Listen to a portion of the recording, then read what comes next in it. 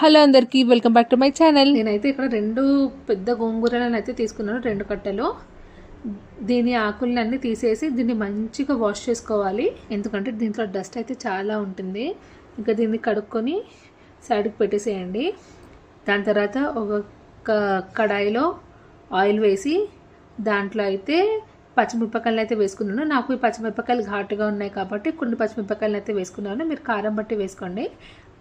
ఆ పచ్చిమిరపకాయలన్నీ తీసేసాక దాంట్లోకి కడుక్కున్న గోంగూరను అయితే వేసేసేయాలి.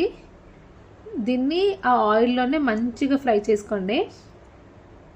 అదే మొత్తం మనకి పేస్ట్ లాగా అయితే అయిపోతుంది. ఆ పేస్ట్ లాగా వచ్చేంత వరకు దీన్ని అయితే కలుపుతూ ఉండండి. దీంట్లో నుంచి వాటర్ వచ్చి అదే పేస్ట్ లాగా అయితే అయిపోతుంది. ఈ విధంగా కన్సిస్టెన్సీ వచ్చాక దీన్ని దింపేసుకోండి. ఇది మంచిగా చల్లారాలి. చూస్తున్నారు కదా, మొత్తం పేస్ట్ లాగా అయితే అయిపోయింది. ఆల్రెడీ మనము ఫ్రై చేసేటప్పుడు పేస్ట్ లాగా అయితే అయిపోతుంది. నేనైతే ఇప్పుడు ఒక మిక్సర్ గ్రైండర్లోకి మనము ముందుగా ఫ్రై చేసుకున్న పచ్చిమిరపకాయలను వేసుకోవాలి. దాంట్లోకి సరిపడా ఉప్పునైతే వేసుకోవాలి. ఈ రెండింటిని మిక్సీ పట్టాలి. ఈ విధంగా కొంచెం పేస్ట్ అయ్యాక దాంట్లోకి మనము చల్లారి పెట్టుకున్న గోంగూరను అయితే వేసుకోవాలి. ఇప్పుడు దీన్ని జస్ట్ ఒక 2 సార్లు ఇలా తిప్పండి, సరిపోతుంది.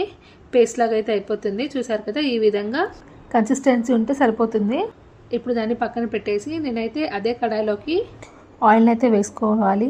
ఆయిల్ హీట్ ఎక్కాక అందులోకి ఆవాలు, జీలకర్ర, శనగపప్పు, ఎండుమిరపకాయలను అయితే తుంచి వేసుకోండి. ఇంకా దీంట్లోనే కరివేపాకును అయితే వేసుకోండి. కొంచెం పసుపును కూడా వేసుకోండి. ఇప్పుడు కొంచెం ఇలా కలిపేసి ఇంకా కిందకి దించుకోండి. అందులోకి మనం తయారు చేసిన గోంగూర పచ్చడి ఉంటుంది కదా, దీంట్లోకి తాలింపులోకి వేసేసుకోండి. దీన్ని బాగా కలుపుకోండి. అంతే, గోంగూర పచ్చడి అయితే రెడీ అయిపోతుంది. అసలు ఈ పచ్చడి చాలా ఈజీ, పుల్లగా చాలా బాగుంటుంది. మీరు కూడా ట్రై చేసి మీకు ఎలా వచ్చిందో నాకైతే కామెంట్స్లో పెట్టండి. వీడియో కనుక నచ్చితే తప్పకుండా లైక్ చేయండి, షేర్ చేయండి, సబ్స్క్రైబ్ చేయడం అయితే మర్చిపోకండి. బెల్ నోటిఫికేషన్ ఆన్ చేసుకోండి. అప్పుడు పెట్టే ప్రతి ఒక్క వీడియో మీ వరకు అయితే వస్తుంది. Thank you for watching.